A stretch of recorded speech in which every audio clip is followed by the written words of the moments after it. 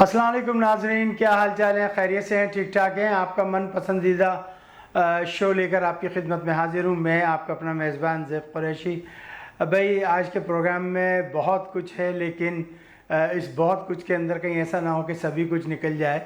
اور سب سے پہلے شکریہ ادا کرتا ہوں اپنے ان دوستوں کا جنہوں نے ہمارے اس شو کو جو ہے سبسکرائب کیا، ساتھ ہی ساتھ ان لوگوں کا جنہوں نے کمنٹس بھیجے اور جنہوں نے اپنی رائے کا اظہار کیا۔ بہرحال جن لوگوں نے ابھی تک ہمارا اس شو کو جو ہے سبسکرائب نہیں کیا ہے تو ان سے درخواست ہے کہ وہ ہمارا زیب قریشی ٹی وی کو جو ہے سبسکرائب کر لیں، تاکہ جو بھی نوٹیفیکیشن ہے وہ بھی جاتی رہے۔ اگر آپ بیل آئیکن دبا دیں تو اس کے ذریعے جاتی رہے۔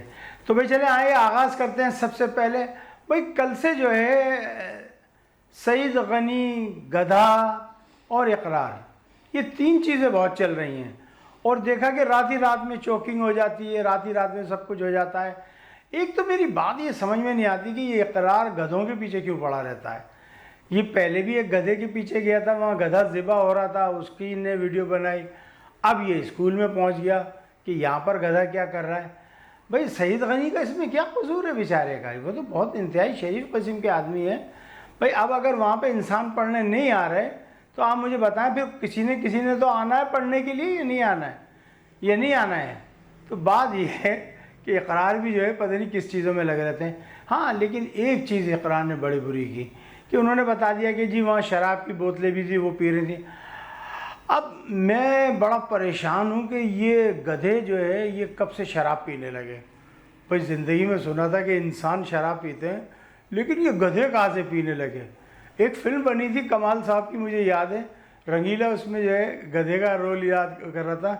رنگیلا وہ تھا گدھا اور انسان کہ میں تے مارنگا دولتی سنسار نو، تو وہ کچھ اسی قسم کی تھی۔ اور پہلے جو ہے انہی کے پارٹی کے ایک لیڈر نے اس کو بین کرا دی تھی، اور ابھی جو ہے یہ سعید غنی صاحب جو ہے یہ ناراض ہیں۔ بھائی ناراض نہ کریں، سعید غنی صاحب بہت اچھے آدمی ہیں۔ چینسر گوٹ سے انہوں نے آغاز کیا اپنی سیاست کا، آج الحمدللہ کہاں تک پہنچے ہوئے ہیں۔ اور رہی اصرار غلاظت کی بات، تو غلاظت تو پورے سندھ میں پھیلی ہوئی ہے۔ تو یہ تو آپ بھول جائیں یار، آپ تو خالی چینسر کی بات کر رہے ہیں۔ آپ ادھر آ کر دیکھیں، ڈیفینس میں دیکھیں اور جگہ دیکھیں، جگہ جگہ کچرا پڑا ہے، تو کچرے کی بات نہ کریں۔ لیکن یہ جو آپ الزامات لگا رہے ہیں $5 بلین اور 10 سال کے اندر اور 15 سال کے اندر اور 20 سال کے اندر، تو بھائی کوئی کیسے حساب دے دے گا آپ کو؟ آپ پاگل ہو کیا آپ کا چریا دماغ ہو گیا ہے؟ کیا آپ نے کیا روٹی نہیں کھائی؟ کیسے دے دیں گے آپ کو حساب دے کے کیا پھنسنا ہے؟ تو اب بات یہ ہے کہ یا شیخ اپنی دیکھ، اس ٹائم جو ہے جو بھی چل رہا ہے چلنے دیجئے، جیسا بھی چل رہا ہے، بہت اچھی حکومت چل رہی ہے۔ میں کہتا ہوں سب سے بہترین صوبہ ہی سندھ چل رہا ہے۔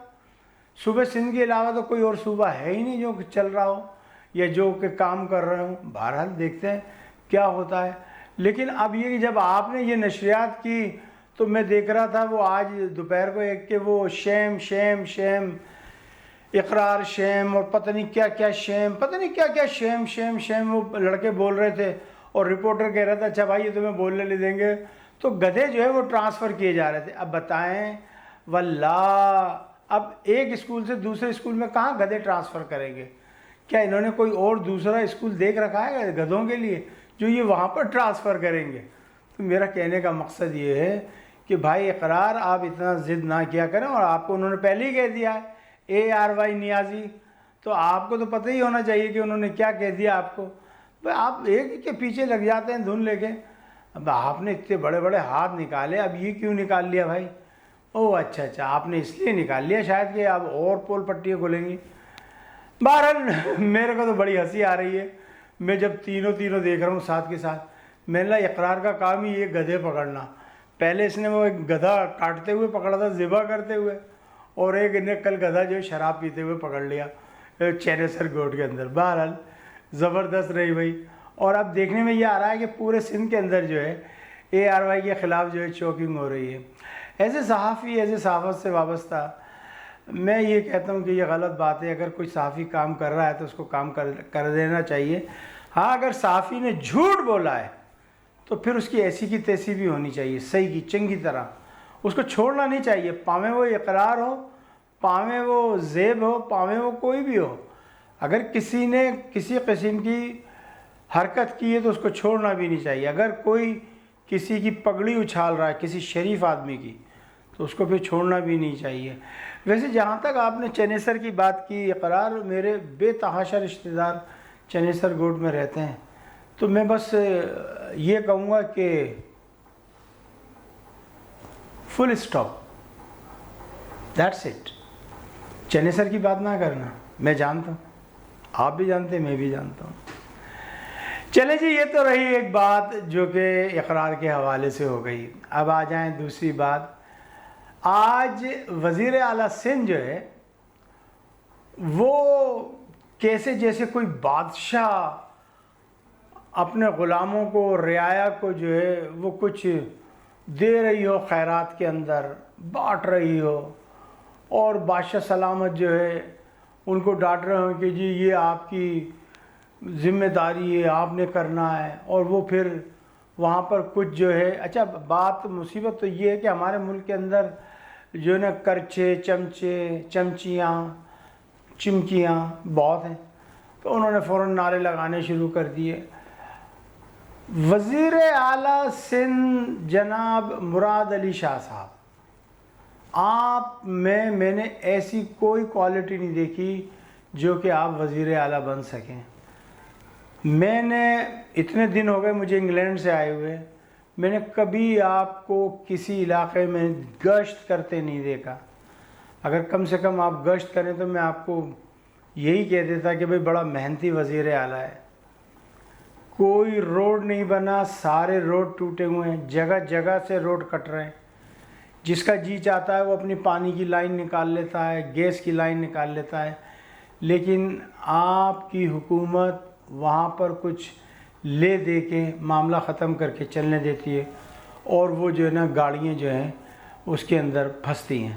جگہ جگہ غلاظت پڑی ہے، جگہ جگہ پانی، کوڑا کرکٹ، گٹر بند پڑے ہوئے ہیں۔ تو یہ تو مجھے صوبے کی صورتحال نظر آ رہی ہے۔ اب اگر کوئی اقرار الحسن پکڑ لیتا ہے یا کوئی اور پکڑ لیتا ہے تو پھر بعد میں وہ ہوتی ہے۔ تو آج آپ کا جو تاجروں کے ساتھ آج آپ کا جو رویہ تھا وہ بڑا تکبرانہ تھا، اور اس کے اندر جو ہے ایسا لگ رہا تھا جیسے کوئی بادشاہ اپنی رعایا سے مخاطب ہو۔ تو میرے خیال میں اس چیز کو آپ کو چھوڑنا پڑے گا، ادروائز آئندہ آنے والی کوئی بھی حکومت جو ہے وہ کم سے کم پیپلز پارٹی کی تو نہیں ہوگی، وہ کسی اور کی ہو سکتی ہے۔ اگر آپ نے لوگوں کے دل جیتنے ہیں، لوگوں کے دلوں میں بیٹھنا ہے، تو آپ کو سب سے پہلے جو ہے ریلوے کھولنی پڑے گی، آپ کو انٹر سروسز کھولنی پڑیں گی، انٹر سٹی سروسز، بسیں، اس کے علاوہ ایروپلین آپ کو کھولنے پڑیں گے، آپ کو سول ایویشن کو جو ہے اتھارٹی دینی پڑے گی۔ اس کے بغیر کام نہیں چلے گا۔ پھر آپ بڑے فخری انداز میں کہہ رہے ہیں جی میں نے منع کیا تھا کہ آپ ایروپلین کو نہ کھولیں، ریل گاڑی کو کراچی نہ آنے دیں، بسوں کو نہ چلنے دیں۔ تو کب تک چلے گا بھائی؟ ملک کا دیوالیہ ہو جائے گا، آپ رہ کہاں رہے ہیں؟ تو اب آخر میں چلتے چلتے میں ایک بات اور کہتا چلوں کشمیر کے حوالے سے، کہ میرے ہم وطنوں حالات بڑے ہی مخدوش ہیں، اور کسی بھی وقت جو ہے جنگ چھڑ سکتی ہے۔ حالات نے ایک نئی کروٹ لے لی ہے۔ بس آپ یہ دیکھیں اونٹ کس کروٹ بیٹھتا ہے، اور بس اللہ تعالیٰ سے دعا کریں کہ دونوں ایٹمی طاقت ہیں دونوں ملک، اور ان میں لڑائی نہیں ہونی چاہیے۔ اگر لڑائی ہو گئی تو پھر پتہ نہیں کتنے لوگ ختم ہو جائیں اس دنیا سے۔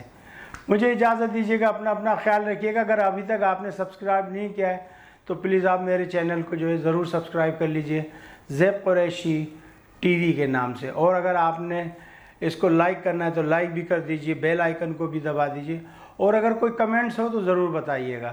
مجھے اجازت دیجیے گا، اپنا خیال رکھیے گا۔ السلام علیکم ورحمۃ اللہ وبرکاتہ۔